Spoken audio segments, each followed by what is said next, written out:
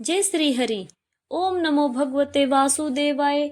माघ मास कथा का चौथा अध्याय शुरू करते हैं। श्री वशिष्ठ जी कहने लगे, हे राजन, अब मैं माघ के उस महात्म्य को कहता हूँ जो कार्तिवीर्य से पूछने पर दत्तात्रेय जी ने कहा था।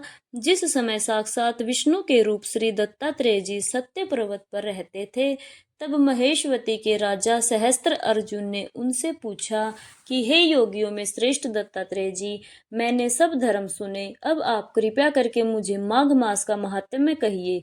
तब दत्तात्रेय जी बोले, जो नारद जी से ब्रह्मा जी ने कहा था वही माघ मास महात्म्य मैं तुमसे कहता हूँ। इस कर्म भूमि भारत में जन्म लेकर जिसने माघ स्नान नहीं किया, उसका जन्म निष्फल गया। भगवान की प्रसन्नता, पापों के नाश और स्वर्ग की प्राप्ति के लिए माघ स्नान अवश्य करना चाहिए। यदि यह पुष्ट शुद्ध शरीर माघ स्नान के बिना ही रह जाए तो इसकी रक्षा करने से क्या लाभ। जल में बुलबुले के समान, मक्खी जैसे तुच्छ जंतु के समान यह शरीर माघ स्नान के बिना मरण समान है। विष्णु भगवान की पूजा न करने वाला ब्राह्मण, बिना दक्षिणा के श्राद्ध, ब्राह्मण रहित क्षेत्र, आचार रहित कुल, यह सब नाश के बराबर है। गर्भ से धर्म का, क्रोध से तप का, गुरुजनों की सेवा न करने से स्त्री तथा ब्रह्मचारी, बिना जली अग्नि के हवन और बिना साक्षी के मुक्ति का नाश हो जाता है।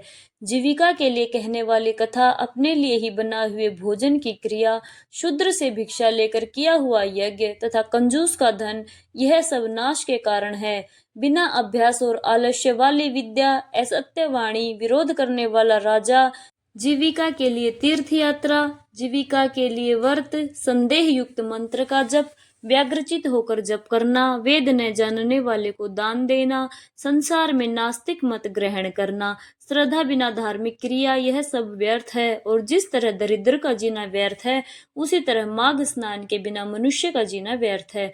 ब्रह्मघाती, सोना चुराने वाला, मदिरा पीने वाला, गुरु पत्नीगामी और इन चारों की संगति करने वाला माघ स्नान से पवित्र हो जाता है। जल कहता है कि सूर्योदय से पहले जो मुझसे स्नान करता है, मैं उसके बड़े से बड़े पापों को नष्ट करता हूँ। महापातक भी स्नान करने से भस्म हो जाते हैं। माघ मास के स्नान का जब समय आता है तो सब पाप अपने नाश के भय से कांप जाते हैं। जैसे मेघों से युक्त होकर चंद्रमा प्रकाश करता है, वैसे ही श्रेष्ठ मनुष्य मार्ग में स्नान करके प्रकाशमान होते हैं। काया वाचा मनसा से किए हुए छोटे या बड़े, नए या पुराने सभी पाप स्नान से नष्ट हो जाते हैं। आलस्य में बिना जाने जो पाप किए हों वह भी नाश को प्राप्त होते हैं। जिस तरह जन्म जन्मांतर के अभ्यास से आध्यात्मिक ज्ञान की प्राप्ति होती है, उसी तरह जन्मांतर अभ्यास से ही माघ स्नान में मनुष्य की रुचि होती है। यह अपवित्रों को पवित्र करने वाला बड़ा तप और संसार रूपी कीचड़ को धोने की पवित्र वस्तु है। हे राजन, जो मनवांछित फल देने वाला माघ स्नान नहीं करते, वह सूर्य चंद्र के समान भोगों को कैसे भोग सकते हैं। जय श्री हरि। प्रिय श्रोताओं, आगे का वृतांत आप सुनेंगे अध्याय 5 में।